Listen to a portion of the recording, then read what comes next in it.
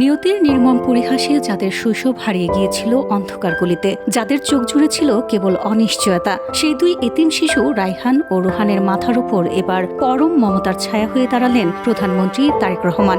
সিরাজগঞ্জের রত্নকান্দি ইউনিয়নের একদলা গ্রামের সেই জরাজীর্ণ টিনের ঘরে আজ আর হাহাকার নেই, সেখানে এখন পৌঁছে গেছে আগামীর স্বপ্ন।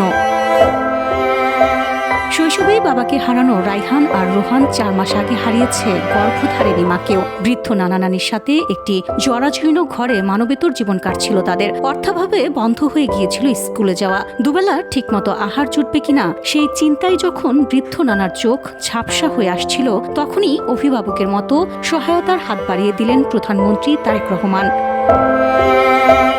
গণমাধ্যমে এই হৃদয় বিদারক সংবাদটি নজরে আসতেই বিচলিত হয়ে পড়েন বিএনপি চেয়ারম্যান ও আমরা বিএনপি পরিবারের প্রধান পৃষ্ঠপোষক প্রধানমন্ত্রী তারেক রহমান। কালক্ষেপণ না করে নিজের অতিরিক্ত প্রেস সচিব আতিকুর রহমান রুম্মনকে নির্দেশ দেন শিশু দুটির দায়িত্ব নেয়ার।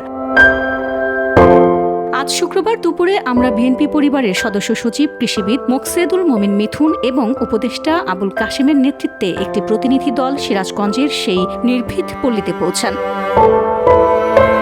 প্রতিনিধি দলটি ওই শিশুদের নিত্য প্রয়োজনীয় খাদ্য, শিক্ষা, চিকিৎসা ও নিরাপদ আবাসনের বিষয়ে প্রয়োজনীয় সহায়তার উদ্যোগ গ্রহণ করে। পাশাপাশি মাননীয় প্রধানমন্ত্রীর পক্ষে তাদের লেখাপড়ার জন্য এককালীন শিক্ষাবৃত্তি সহ মাসিক শিক্ষাবৃত্তিও ঘোষণা করেন।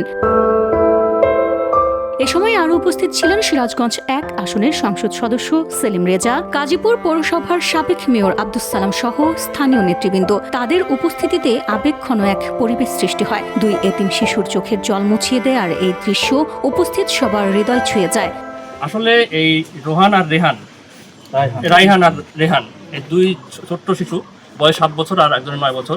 এরা আসলে বাবা মা ছাড়া আর নানির কাছে অনেক কষ্টে জীবনযাপন করছিল। তো মাননীয় প্রধানমন্ত্রী তাদের এই নিউজটা দেখে তার মায়া লাগে, এবং মায়া হওয়ার কারণে তিনি বলেছেন যে এই পরিবারের এই বাচ্চাদের দায়িত্ব নিতে হবে। আর তার প্রেক্ষিতে আমরা সিরাজগঞ্জের কৃতি সন্তান আমাদের মন্ত্রী সাহেব ওনার ইকবাল টুকু ভাইয়ের সাথে কন্ট্যাক্ট করি এবং তার মাধ্যমে আমরা এখানে আসি।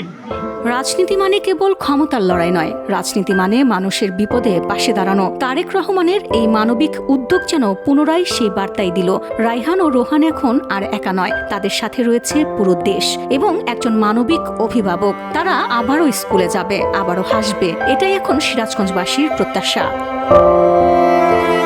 VOD Bangla news desk.